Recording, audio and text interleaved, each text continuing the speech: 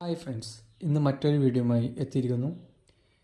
മറ്റൊന്നുമല്ല, ഈ laptop charge കഴിഞ്ഞ് കസ്റ്റമർ ഒരു 4-5 മണിക്കൂർ ചാർജിന് വെച്ചു.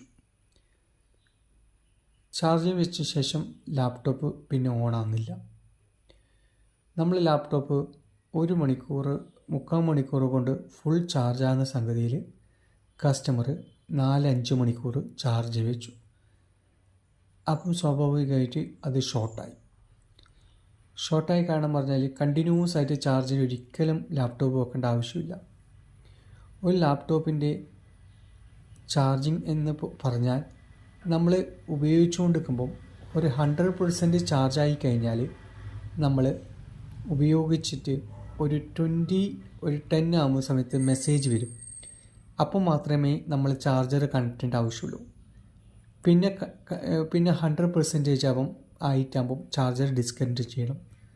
നമ്മളെന്താകും, ഒരു ചാർജ് ഫുൾ കഴിഞ്ഞ ശേഷം കണ്ടിന്യൂസ് ആയിട്ട് ചാർജ് വെച്ച് നമ്മൾ പുറത്ത് എവിടെയെങ്കിലും പോകും, വരുമ്പോൾ ചിലപ്പോൾ ഷോർട്ടായിട്ടുണ്ടാവും.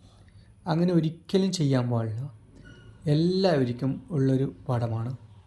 കണ്ടിന്യൂസ് ആയിട്ട് ചാർജ് ചെയ്യുന്ന സമയത്ത് നമ്മൾ ബാറ്ററീൻ്റെ ചാർജിങ് കണ്ടീഷനിൽ മാത്രമേ ഉണ്ടാവൂ, അത് ഡിസ്ചാർജ് ആവില്ല. അപ്പോൾ ഒരിക്കലും നിങ്ങൾ ചാർജർ കണക്റ്റ് കൂടുതൽ സമയം ഒരു 5-6 മണിക്കൂറൊന്നും ചാർജ് ചെയ്യേണ്ട ആവശ്യമില്ല. പുതിയ ലാപ്ടോപ്പ് മാത്രമേ ഒരു 3 മണിക്കൂറോ 4 മണിക്കൂറോ ചാർജ് ചെയ്യേണ്ട ആവശ്യമുള്ളൂ. പിന്നെ ഒരിക്കൽ ചാർജ് ചെയ്ത് കഴിഞ്ഞാൽ 4 മണിക്കൂർ ചാർജ് ചെയ്ത് കഴിഞ്ഞാൽ ഒരിക്കലും കണ്ടിന്യൂസ് ആയിട്ട് ചാർജ് ചെയ്യേണ്ട ആവശ്യമില്ല. നിങ്ങളെ ചാർജ് കഴിഞ്ഞ് മാത്രം ഒരു 100% ആകുന്നത്രയും മാത്രമേ ചാർജ് ചെയ്യേണ്ടൂ. അതിൽ കൂടുതൽ ചാർജ് ചെയ്യേണ്ട ഒരു ആവശ്യവും ഒരു ലാപ്ടോപ്പിനും ഇല്ല. അപ്പം കൂടുതലായിട്ട് ശ്രദ്ധിക്കുക. മറ്റൊരു വീഡിയോയുമായി നാളെ കാണാം.